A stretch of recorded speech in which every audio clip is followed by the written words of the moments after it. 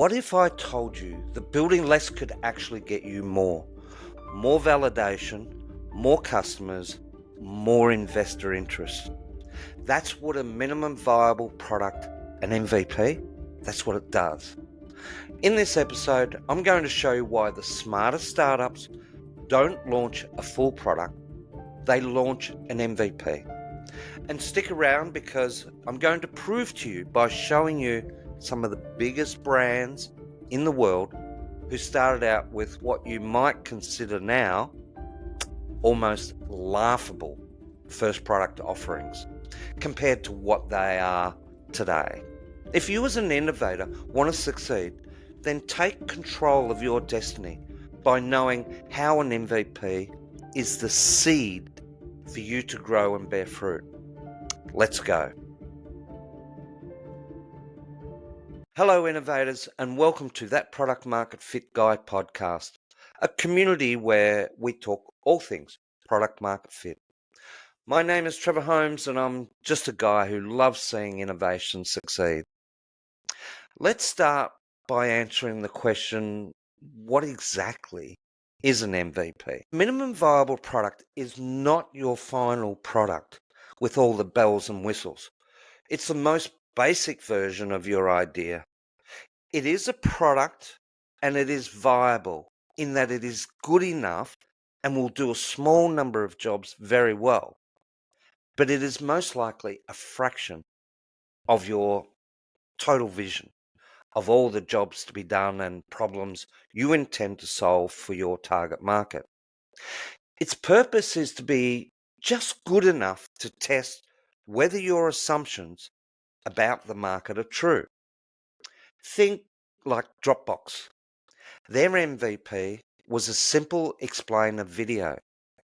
AirBnB, their MVP was renting out an air mattress in their apartment in order to validate demand. In episodes coming up pretty soon, we will get into the technical definition and the phases of developing an MVP with experts such as product designers and software developers. Today, I'm coming at this from a product market fit perspective, and our goal to gain validation from early movers, which we will come to. Right now, though, let's answer the question of why this is so important for you as a startup founder. And it is because building an MVP lets you avoid one of the biggest traps, spending 6, 12, 18 months building a full featured product that nobody wants. Sadly, I've actually experienced on many occasions innovators just like you coming into the office seeking help after spending hundreds of thousands of dollars, pouring their heart and soul into their innovative idea, only to experience no adoption. That is one of the key reasons we're here doing this podcast, to ensure you do not end up like this.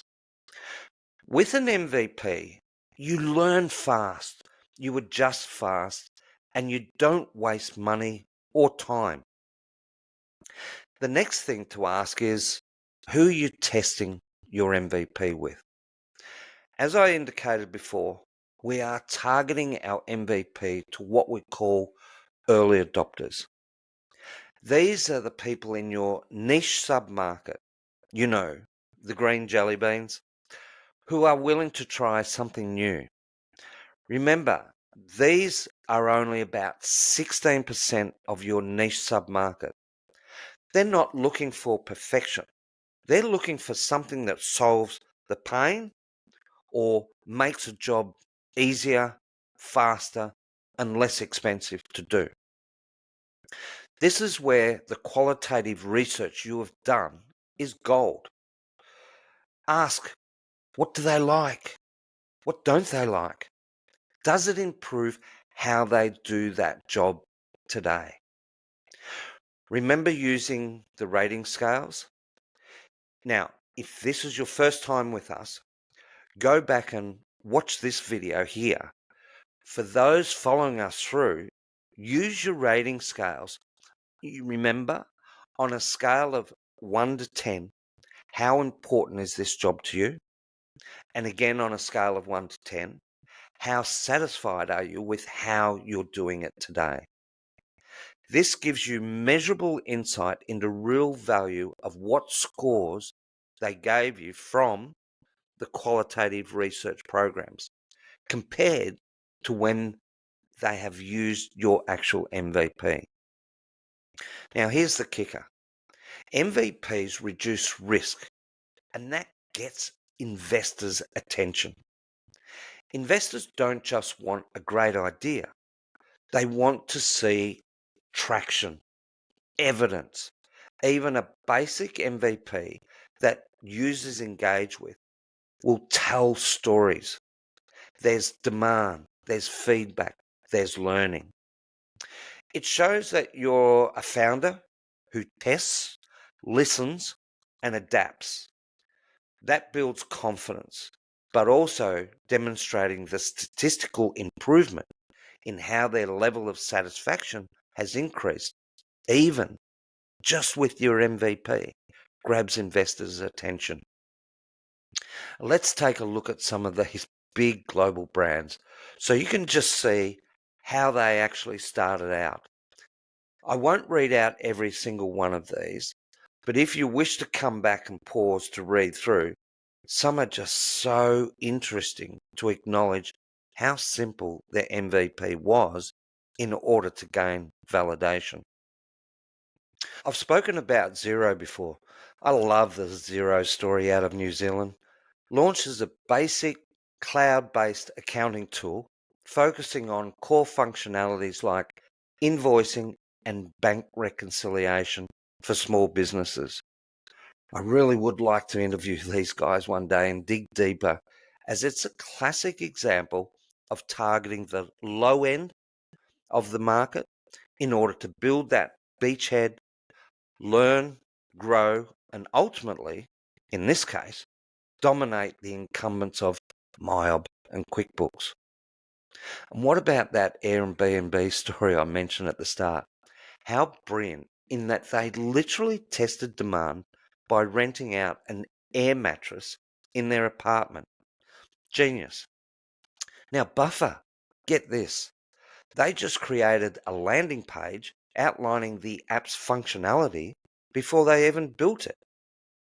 Now, still a privately owned business with over 64,000 users, and I think around about 22 million USD in annual recurring revenue.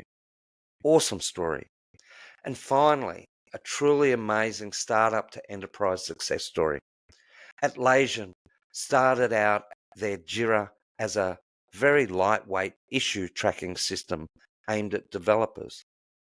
Apparently, the Aussie founders used their credit card debt to get started, and now Atlassian has a market capitalization of around about 56 billion.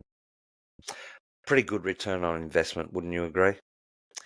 As I said, feel free to come back and pause the screen to read through some of these stories. And also, feel free to share some in the comments.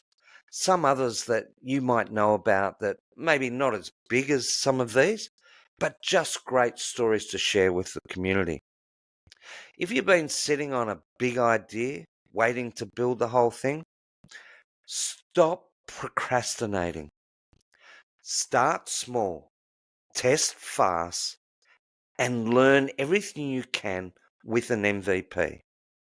And keep an eye out for our episode with product designers and software developers who will give you their take on the technical reasons of why you must build an MVP process and how they use this to ensure there is good product market fit before going into, like full production. Don't forget to like, subscribe, and share this with fellow innovators as we all have to stick together. If you have an MVP you're working on that you wish to share your own story, let us know. Just put it into the comments. We'd really love to actively promote it through the community. So, now that you know what an MVP is, just go do it. Ciao for now, and We'll see you in the next podcast.